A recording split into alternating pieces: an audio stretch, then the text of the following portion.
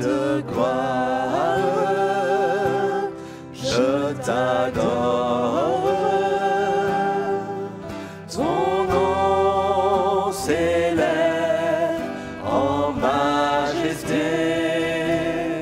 de mes lèvres, je célèbre ta victoire, ton règne, ton autorité. Digne es-tu, agneau de Dieu. Digne es-tu, agneau de Dieu.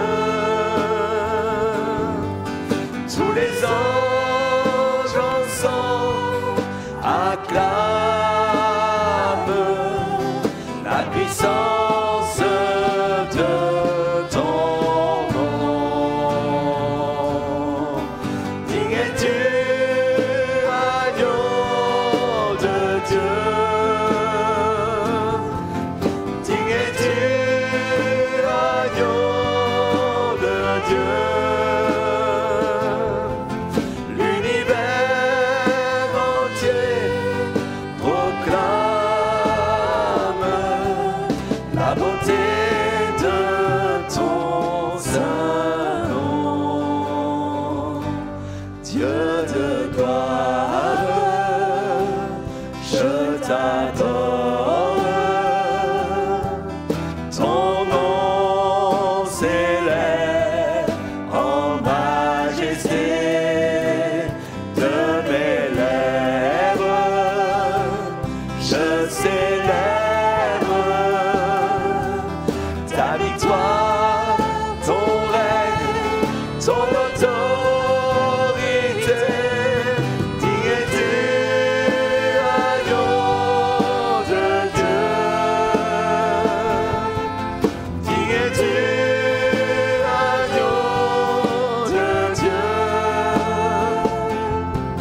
Tous les anges ensemble acclament la puissance de ton nom. Digne es-tu, agneau de Dieu. Digne es-tu, agneau de Dieu. L'univers entier proclame la beauté de ton saint nom.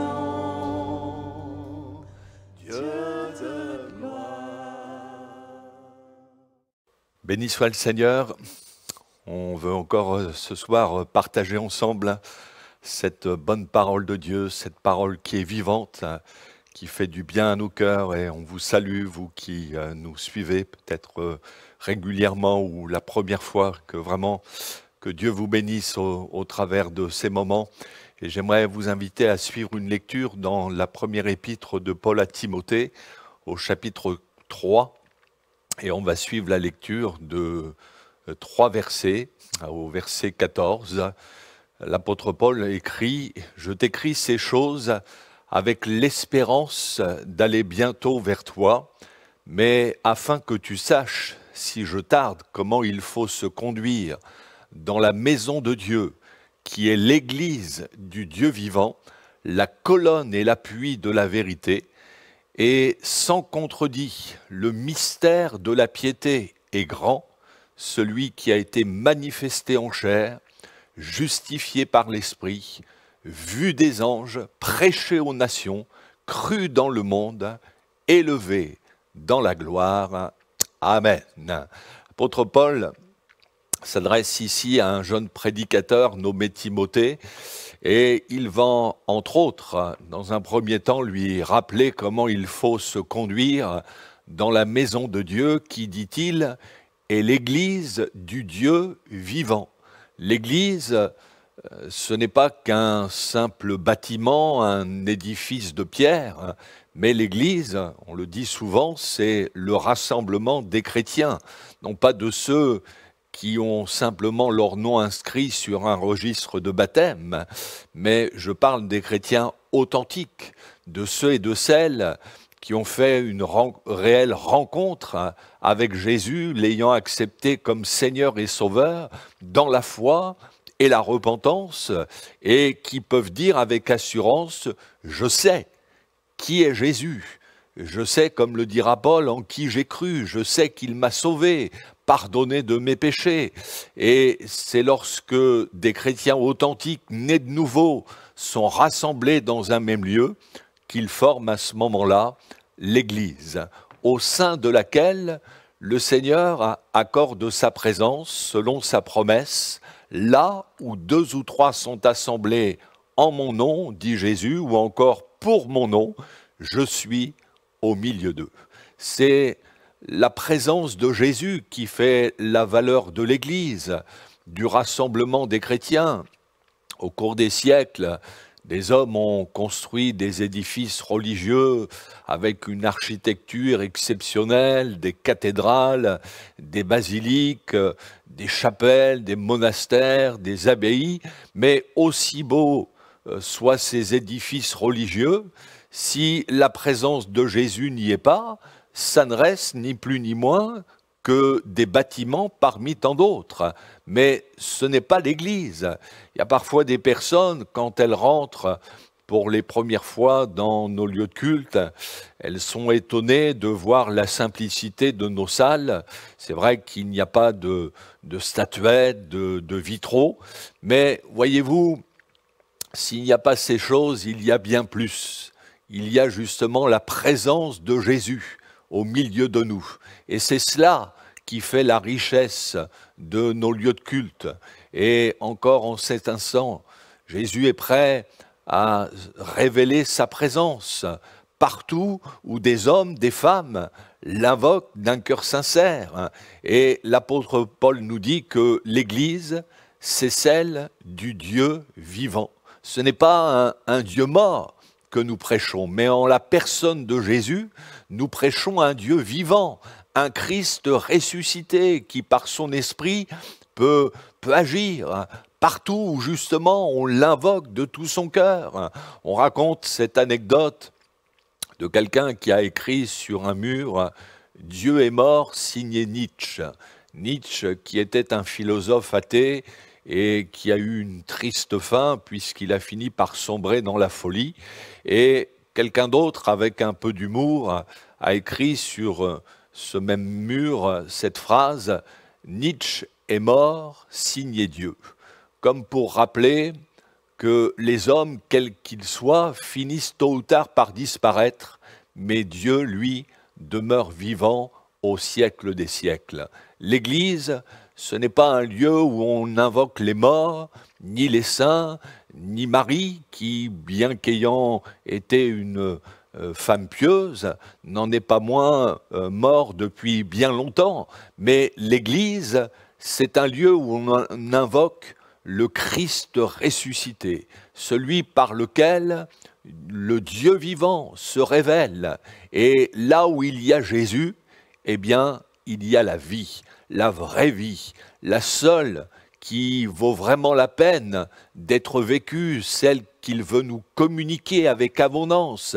Jésus dit, je suis venu pour donner la vie à mes brebis et qu'elle l'ait en abondance. L'Église, c'est aussi, comme le dit l'apôtre Paul, la colonne et l'appui de la vérité. Dieu a placé l'Église dans le monde pour qu'elle soit la représentante de la vérité. Cette vérité qui nous est révélée en Jésus-Christ. Le diable est appelé par la Bible le père du mensonge. Son but est d'induire les êtres humains dans l'erreur. Il les trompe, il les plonge dans la confusion et c'est la raison pour laquelle il y a tant de religions, de philosophies, de sectes qui se réclament d'avoir un semblant de vérité. Il règne dans notre monde une confusion religieuse qui fait que bien des personnes ne savent plus qui croire, vers qui aller, en qui se confier. Et ça, c'est l'œuvre du diable qui fait tout pour éloigner les êtres humains de la vérité. Lors du procès de Jésus, c'est Pilate, le gouverneur romain, qui a posé cette question à Jésus: qu'est-ce que la vérité? Et nul doute que bien des personnes se posent la même question. Eh bien, la vérité, elle ne se trouve pas dans les religions, dans les philosophies, mais uniquement dans la personne de Jésus, qui a pu dire avec assurance, on trouve ces paroles dans l'Évangile selon Jean, chapitre 14, verset 6, Jésus dit: « Je suis le chemin, la vérité et la vie, nul ne vient au Père que par moi. » Non pas une vérité parmi tant d'autres, mais la vérité. Et l'Église, elle est là en fin de compte pour rendre témoignage à la vérité. Elle est comme un poteau indicateur. Le message que nous voulons communiquer autour de nous est de dire: mais si vous cherchez un sens à votre vie, si vous êtes insatisfait, si vous ne savez plus qui croire, si vous avez été déçu par les religions, par les philosophies, eh bien, venez à Jésus, qui, lui, est le vrai chemin, la seule vérité, la véritable vie. Et l'apôtre Paul nous parle ensuite, au verset 16 de notre lecture, du mystère de la piété qui est grand. Et c'est vrai que l'Évangile, c'est un mystère d'une certaine manière.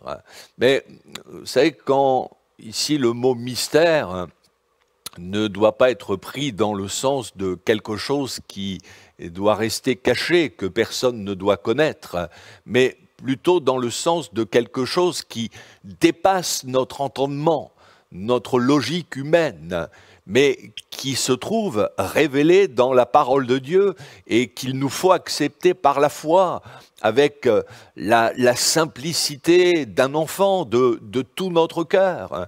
Et ce mystère de la piété qui est grand, eh bien, c'est la venue de Jésus, le Fils de Dieu dans ce monde, prenant une forme humaine. Comme le dit l'apôtre Paul, Dieu manifesté en chair. C'est vrai que c'est quelque chose qui dépasse notre entendement, notre logique humaine, qu'un Dieu si grand, créateur des cieux et de la terre, ait pu venir à nous sous une forme humaine en la personne de son Fils Jésus. C'est pourtant ce que la Bible affirme dans son épître aux Philippiens au chapitre 2 verset 6. L'apôtre Paul nous dit de Jésus: existant en forme de Dieu, il n'a point regardé son égalité avec Dieu comme une proie à arracher, mais il s'est dépouillé lui-même en prenant une forme de serviteur, en devenant semblable aux hommes, et il a paru comme un simple homme. Il s'est humilié lui-même, se rendant obéissant jusqu'à la mort de la croix.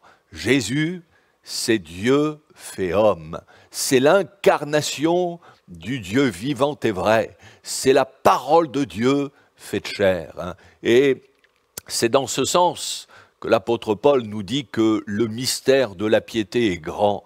Il est grand non seulement parce que Jésus est venu dans ce monde, mais plus encore parce qu'il a accepté de donner sa vie pour nous sur la croix, là où il s'est chargé de nos péchés, de vos péchés, amis, afin que tous ceux et toutes celles qui croient en Jésus et qui se repentent de leurs péchés soient sauvés. Oui, c'est quelque chose de grand, d'extraordinaire, qu'un Dieu si puissant ait pu venir jusqu'à nous en la personne de Jésus, allant jusqu'à mourir à notre place, à votre place, amis, sur la croix. C'est ça, la bonne nouvelle de l'Évangile, et qui est en contraste avec la religion. La religion représente tous les efforts, les bonnes œuvres que les êtres humains accomplissent pour essayer de parvenir jusqu'au ciel de Dieu. Seulement, ils ne savent jamais s'ils en ont fait assez pour obtenir la faveur de Dieu.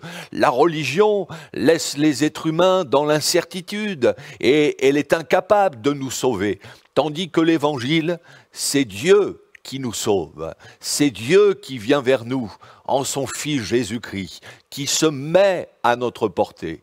Il y a cette prière du prophète Ésaïe que l'on trouve dans son livre au chapitre 64, verset 1er, où il dit « Oh, si tu déchirais les cieux et si tu descendais ». Eh bien, en Jésus-Christ, Dieu a effectivement exaucé cette prière. Il a déchiré les cieux et il est descendu pour nous apporter sa grâce, son salut.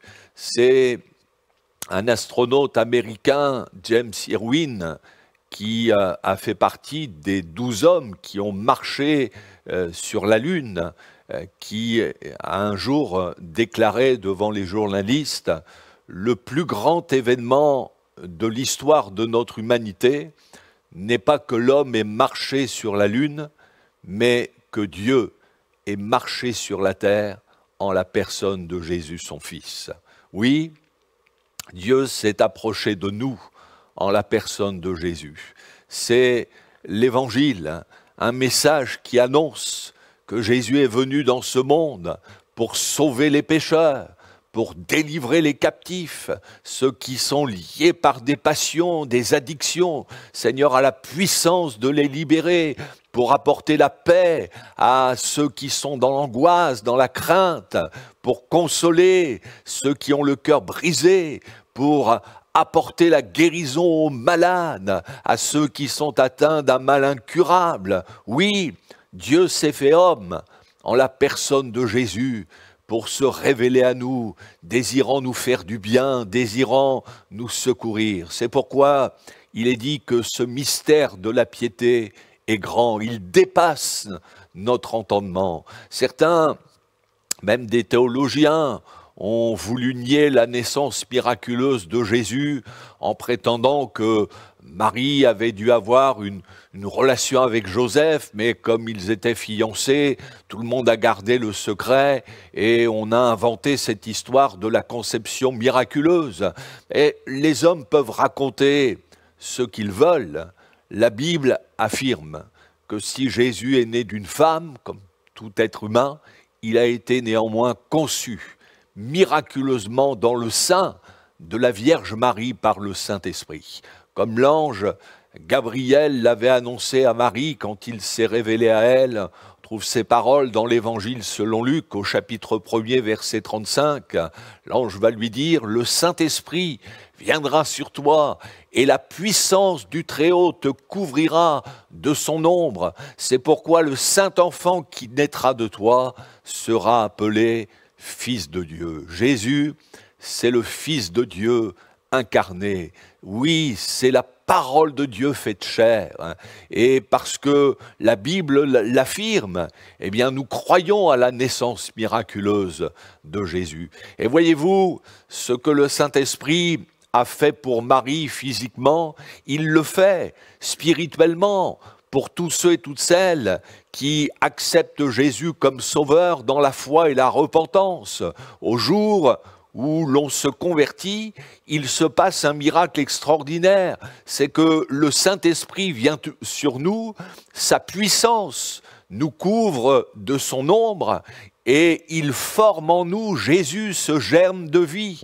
Et à partir du moment où je me place sur le terrain de la foi et que je laisse Jésus grandir en moi, que je le laisse vivre sa vie en moi, c'est lui qui va me rendre capable de vivre sa parole. Ça, c'est le miracle de la grâce.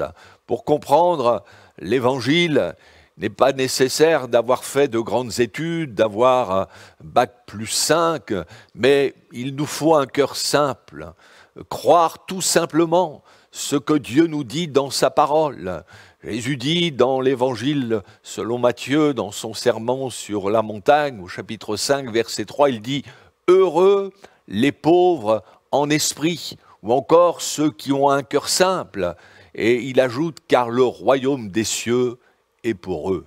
Ne compliquons pas les choses. Oui, le mystère de la piété est grand. Oui, il nous dépasse, humainement parlant, dans notre entendement, mais il est néanmoins à la portée de tous ceux et toutes celles qui veulent croire. Et cette bonne nouvelle de Jésus, sa venue dans ce monde, sa mort et sa résurrection, l'apôtre Paul nous dit que ce message a été prêché aux nations et cru dans le monde entier. C'est vrai, au cours des siècles, ce message a été répandu dans le monde entier et une multitude d'hommes, de femmes ont cru au Seigneur Jésus, ont vu leur vie transformée. Vous savez, quel que soit le continent, en Europe, en Afrique, en Amérique, en Asie, en Océanie, partout, c'est le même message qui est annoncé et partout où il est reçu favorablement, où ceux et celles qui l'entendent croient au Seigneur Jésus, croient qu'il est le Fils de Dieu et qui le reçoivent favorablement, eh bien ils font la même expérience, celle de voir leur vie transformée par la puissance de l'Évangile. Et amis, il ne tient qu'à vous de faire la même expérience. En venant dans ce monde, Jésus a fait le premier pas. Il s'est approché de vous.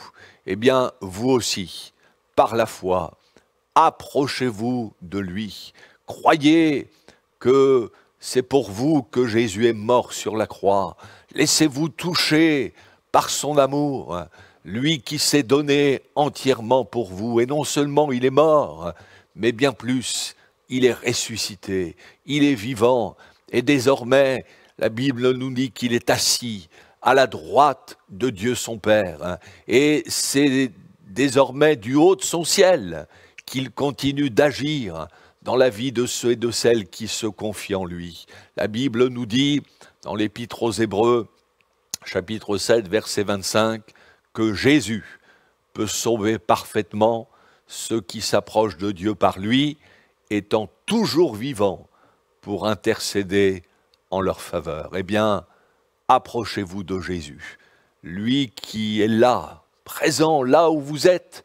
Seigneur veut se révéler à lui, à vous, par son esprit, désire vous toucher, et il peut vous sauver parfaitement.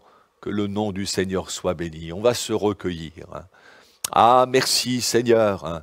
C'est vrai, ce message de l'Évangile est un mystère qui est grand, dans ce sens qu'il dépasse notre entendement, notre logique. Mais pourtant, Seigneur, tu es bien venu jusqu'à nous. Tu t'es approché de nous. Et ta parole nous dit que si nous nous approchons de toi, eh bien toi aussi tu viens vers nous. Et je te prie pour nos amis, pour qu'ils fassent ce pas de la foi, qu'ils aient le désir de se tourner vers toi, de crier vers toi en ces instants, et qu'ils puissent vivre l'expérience de la nouvelle naissance, que leur vie soit bouleversée, transformée. Ah, tu es le Dieu vivant qui agit en ces moments. Seigneur, je veux croire que tu peux poser tes mains guérissantes sur celui ou celle qui est malade et qui te demande son secours. Tu peux mettre la paix à celui qui est dans l'angoisse. Tu peux délivrer celui qui est captif de toutes sortes de passions, du péché, de la puissance du péché. Seigneur, tu brises les chaînes en ces instants. Oui, merci notre Père de nous avoir donné Jésus. À toi la gloire et l'honneur. Amen.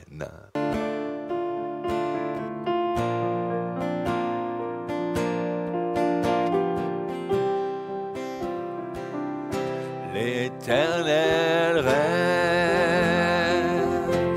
il est majestueux.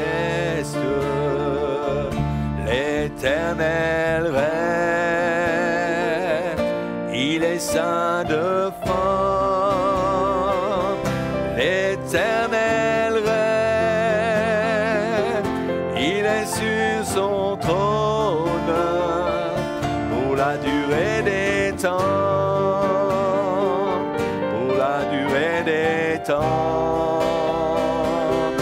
Dieu est puissant,